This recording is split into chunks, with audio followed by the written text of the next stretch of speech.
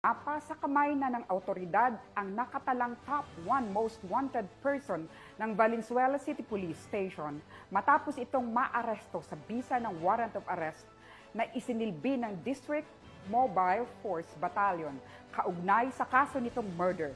Nakipagbalita dyan si Patrol Human Glazel Ann Esperanza. Aresto ng mga operatiba ng Intelligence Section ng District Mobile Force Battalion ang isang 38 anyos na lalaki sa Caloocan City na nahaharap sa kasong pagpatay at itinuturing na top 1 most wanted person sa istasyon ng Valenzuela City Police Station. Ang pag-aresto ay isinagawa batay sa bisa ng warrant of arrest na inisyu ng RTC Branch 269 Valenzuela City.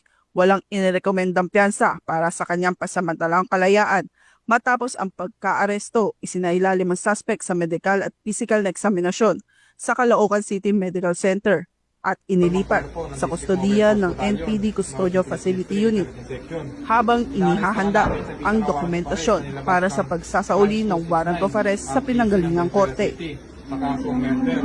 Mula rito sa Northern Police District, ako po ang inyong PNN correspondent, Patrolwoman Glazel Ann Esperanza, alagad ng batas, tagataguyod ng Balitang Pulis.